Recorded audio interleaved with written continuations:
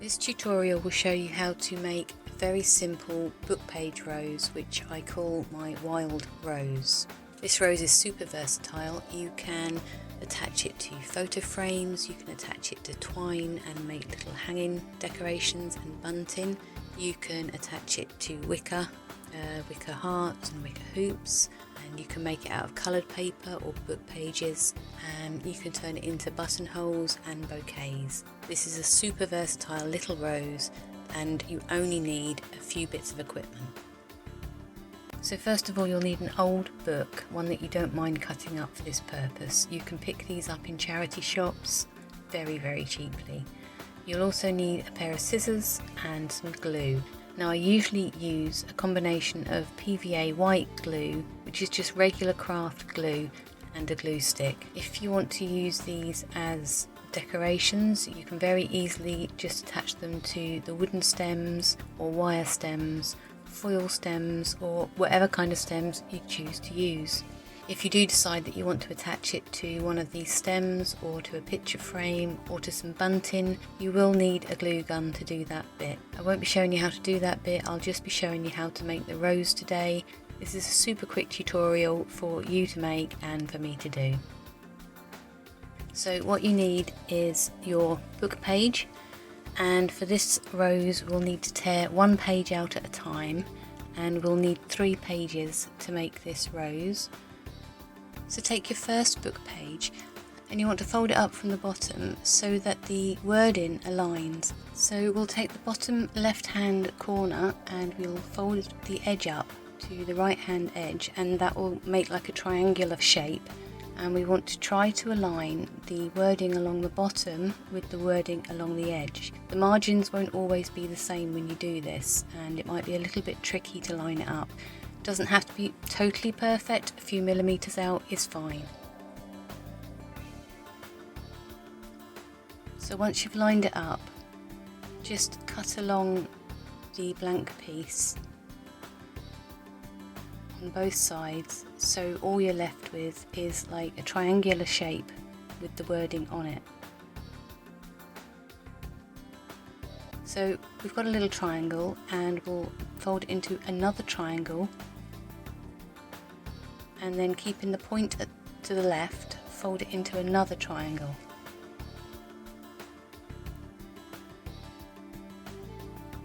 Hold your thumb over the bottom of the triangle and carefully just cut around your thumb. If you've got particularly small thumbs, you might want to make it a bit bigger, but this is the best template I've found to use for this rose. We just want to cut around the thumb so that it makes like a little tiny pointed petal shape. I'll show you that again.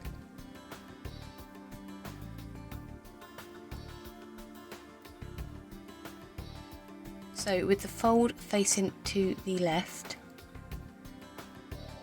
fold upwards and make a triangle shape, and again fold upwards to make another triangle shape. You can measure your previous petals and cut around those as a template if you want to avoid cutting your fingers. So I try to make it so there isn't a sharp edge, and if there is, I'll just trim it up to make the edge more rounded.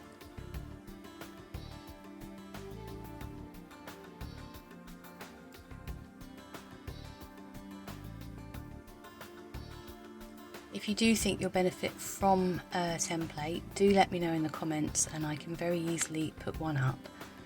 The size of the petals might vary between books because some books have a wider text base than others.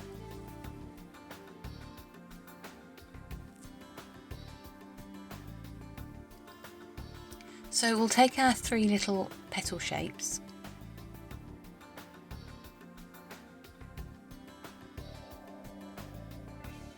And what we want to do is we want to snip a couple of millimeters off the bottom.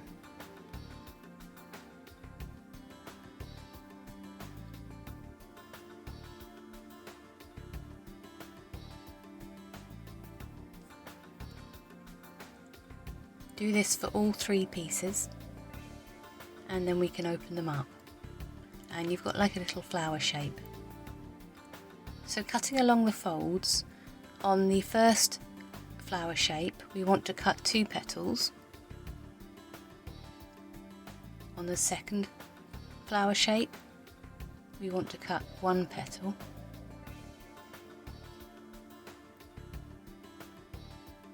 And on the third flower shape we want to cut 3 petals, and you just need to cut along the folds that you've already created as a template.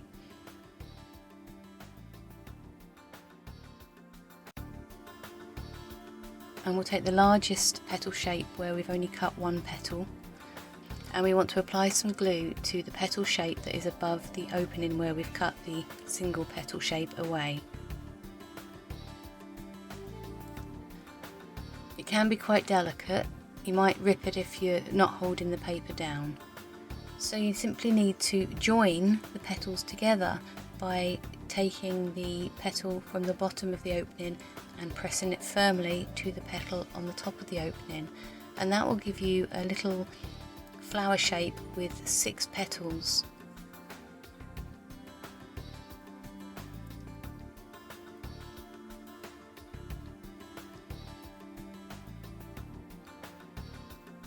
So I'm going to put the one we've just made to the left hand side and the smaller petals to the right.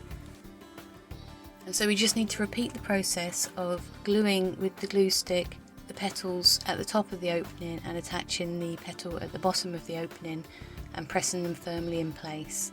You'll see I'm lining them up to make things a little bit easier.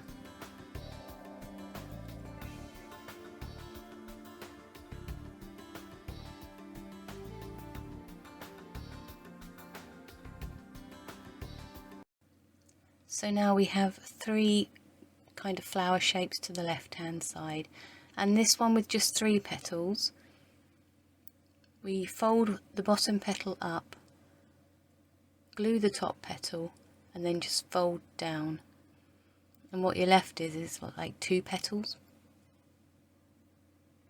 And this last one we want to glue the top petal and take the bottom petal and fold it to the middle and then wrap the top petal around it. So we're kind of making like a little cone shape like we do with the other flowers that I make, but this one is a lot simpler.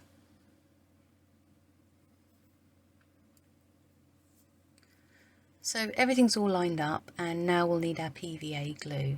So what I usually do is I just take a bit of the PVA glue and I put it down the bottom of the cone shape. Then I simply slot it through, and because we've made the little hole we can just slot the middle petals through the opening of the second lot of petals, and then we just need to add some more PVA glue. What we're basically doing is we're going to be nesting each of these petal shapes inside each other.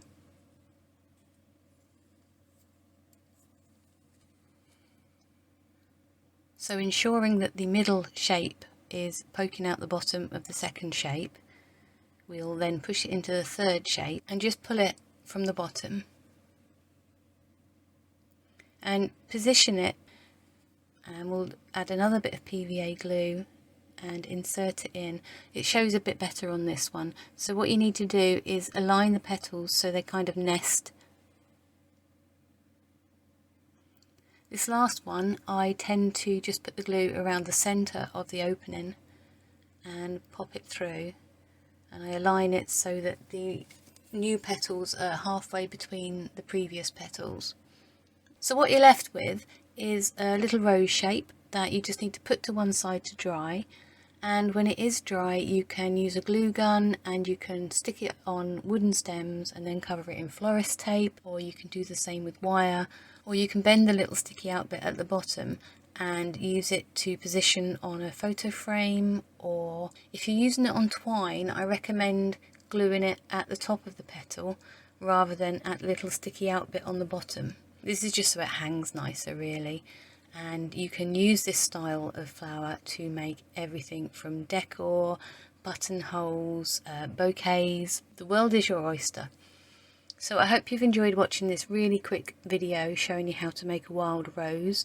Don't forget to hit like if you've enjoyed it, and comment if you've got any questions, and you can catch up with me on Instagram. My link for that is in my YouTube description, and it would be lovely to hear from you.